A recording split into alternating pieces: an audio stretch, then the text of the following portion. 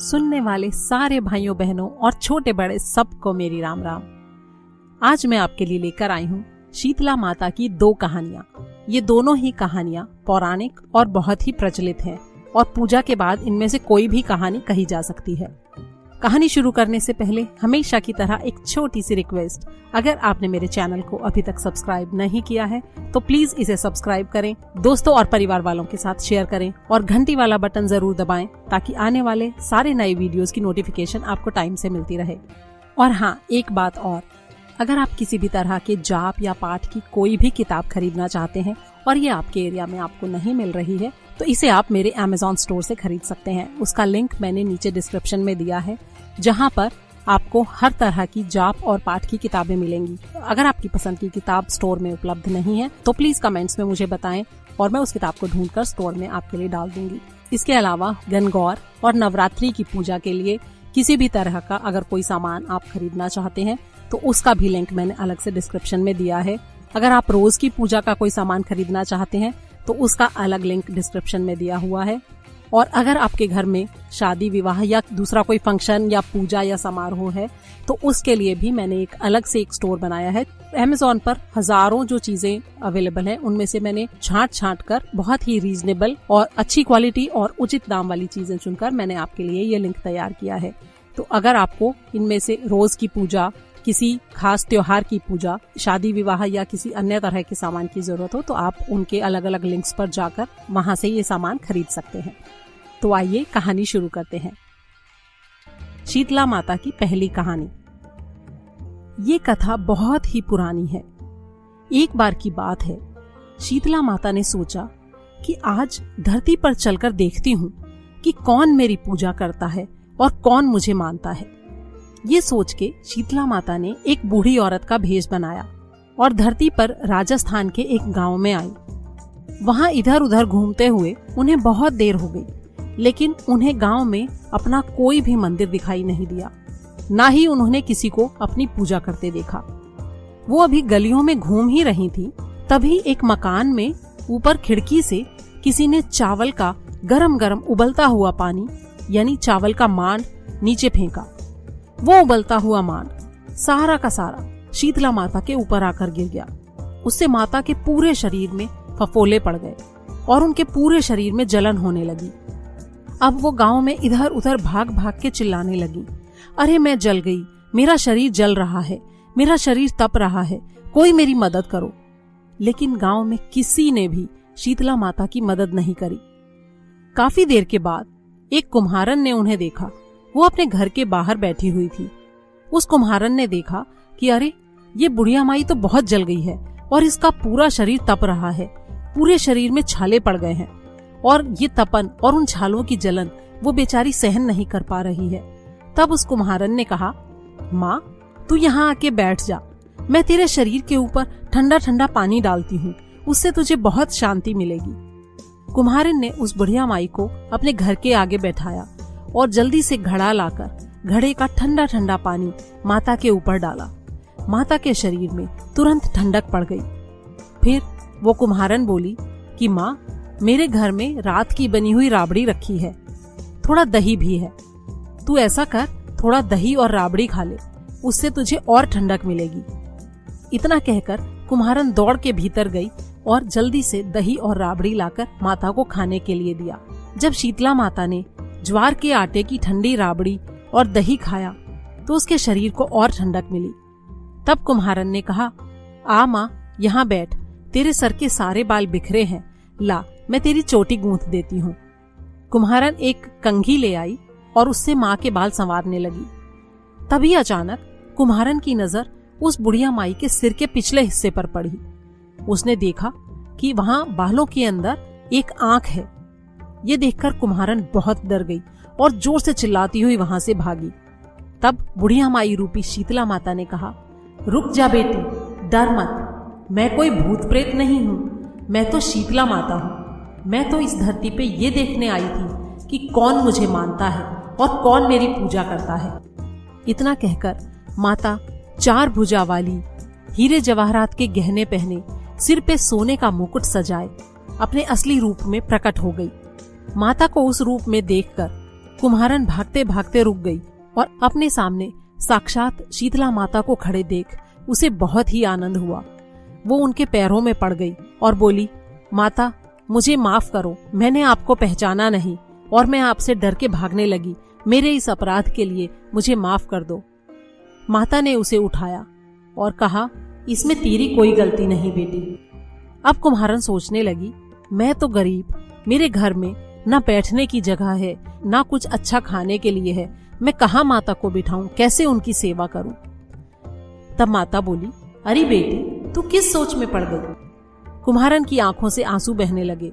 हाथ जोड़कर बोली, माँ मेरे घर में तो चारों तरफ बस गरीबी ही बिखरी है, मैं आपको कहाँ बैठाऊं।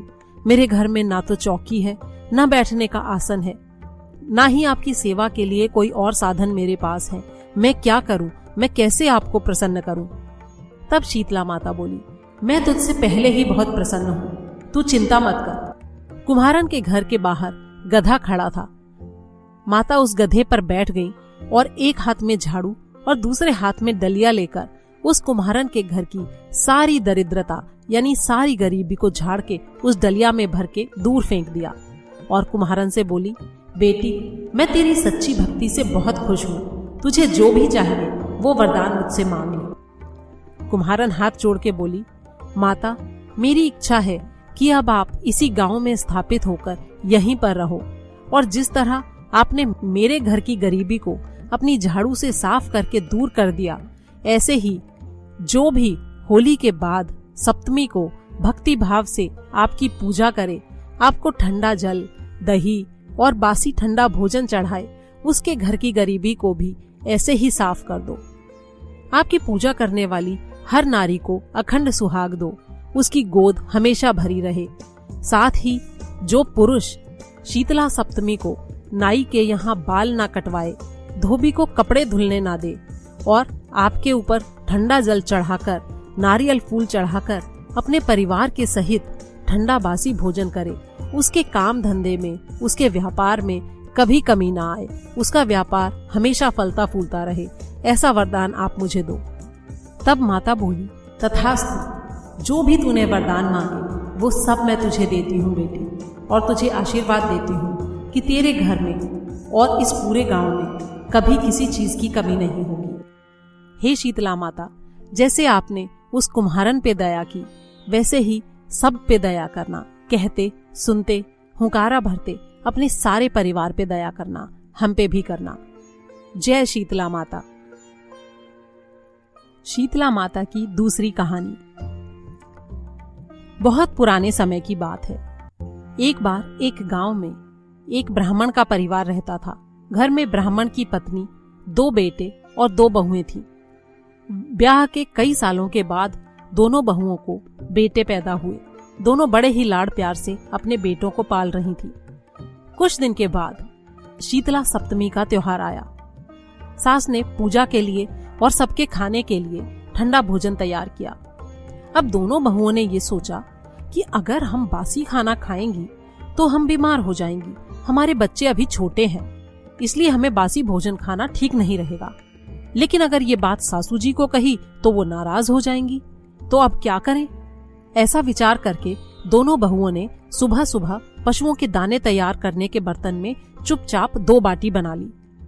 जब शीतला माता की पूजा का समय आया तो सास और बहुएं पूजा करके वापस आईं और शीतला माता की कहानी सुनी। उसके बाद सास तो शीतला माता का भजन करने के लिए बैठ गई। दोनों बहुएं बच्चे के रोने का बहाना बना के घर आ गई। दाने के बर्तन से गरम गरम रोटला निकाला, उनका चूरमा बनाया और पेट भर के खा लिया। घर आने के बाद सास ने बहुओं से कहा कि भोजन कर लो। दोनों बहुएं ठंडा भोजन करने का दिखावा करके घर के काम में लग गईं। थोड़ी देर के बाद सास ने कहा, अरे बच्चे कब के सोए हुए हैं, उन्हें भी जगा के भोजन करा दो। बहुएं जैसे ही अपने अपने बेटों को जगाने के लिए गईं, तो उन्होंने क्या देखा कि दोनों बच्चे मरे पड़े हैं। बहुओं की करतूतों के कारण शीतला माता के प्रकोप से ऐसा हुआ था। अब तो दोनों बहुएं बुरी तरह रोने लगीं। उन्होंने रोते रोते अपनी सास को सारी बात बताई। जब सास को ये पता चला तो उन्होंने बहुओं को बहुत डांटा और बोली कि तुम दोनों ने अपने बेटों के कारण शीतला माता का अपमान किया है। इसलिए घर से निकल जाओ। अगर बेटों को जिंदा कर सको तो ही घर में वापस पैर रखना। दोनों बहुएं अपने मरे हुए बच्चों को टोकरे में सुलाकर घर से निकल पड़ी। चलते चलते रास्ते में एक पुराना पेड़ आया। ये खेजड़ी का पेड़ था। इसके नीचे ओरी और शीतला दोनों बहनें बैठी हुई थी। दोनों के बालों में बहुत जुएं पड़ गई थीं। बहुएं भी यहाँ तक आते आते थक गई थीं, इसलिए ओरी और शीतला के पास आकर बैठ गईं। जब उन्होंने उन दोनों को जुओं के कारण बार बार सिर में खुजली करते देखा तो कहा, लाओ हम तुम्हारे सर से जुएं निकाल देती हैं। दोनों ने शीतला और ओरी दोनों बहनों के सिर से खूब सारी जुएं निकाल दी। जुएं निकलने से दोनों के सर में ठंडक पड़ गई। उन्होंने कहा, जैसे तुम दोनों ने हमारे सिर में ठंडक डाली है वैसे ही तुम्हें भी पेट की ठंडक मिले। दोनों बहुएं बोली कि पेट का दिया हुआ लेके ही तो हम मारी मारी भटक रही हैं, लेकिन अभी तक शीतला माता के दर्शन नहीं हो पाए। तब शीतला माता पहचान गई कि ये तो दोनों वही बहुएं हैं जिनको उन्होंने दंड दिया था। माता ने गुस्से से कहा, तुम दोनों पापनी हो, दुष्ट हो, मैं तुम्हारा मुंह भी नहीं देखना चाहती, चली जाओ यहाँ से। शीतला सप्तमी के दिन ठंडा भोजन करने के बजाय तुम दोनों ने गर्म भोजन किया था, उसी का दंड ये तुम्हें मिला है। दोनों बहुओं ने शीतला माता को पहचान लिया और उनके चरण पकड़ लिए। उनकी प्रार्थना करते हुए, गिड़गिड़ाते हुए दोनों बोली, माँ, हम अनजान हैं, हम भोली भाली हैं, हमने अनजाने में गलती से गर्म खाना खा लिया। हम आपके प्रभाव को जानती नहीं थी, आप हम दोनों को क्षमा कर दें। आज के बाद हम कभी ऐसी गलती फिर से नहीं करेंगे। उनकी पश्चाताप भरी बातों को सुनकर दोनों माताएं खुश हो गईं। उन्होंने मरे हुए बच्चों को फिर से जीवित कर दिया और बहुओं से कहा कि जाओ, आज के बाद ऐसी गलती फिर कभी मत करना। बहुएं उन्हें धन्यवाद देकर बच्चों को साथ लेकर दोबारा गांव लौट आईं। जब गांव के लोगों को पता चला कि दोनों बहुओं को शीतला माता की साक्षात दर्शन हुए थे तो दोनों का खूब धूमधाम से स्वागत करके गांव में प्रवेश करवाया गया। बहुओं ने कहा, हम इस गांव में शीतला माता का मंदिर बनवाएंगे। चैत्र के महीने में शीतला सप्तमी के दिन पूरा दिन ठंडा खाना ही खाएंगे। हे शीतला माता, जैसी आपने बहुओं पर अपनी कृपा दृष्टि की वैसी कृपा सब पर करना। हमें सदा शांति, शीतलता और आरोग्य देना। जय शीतला माता।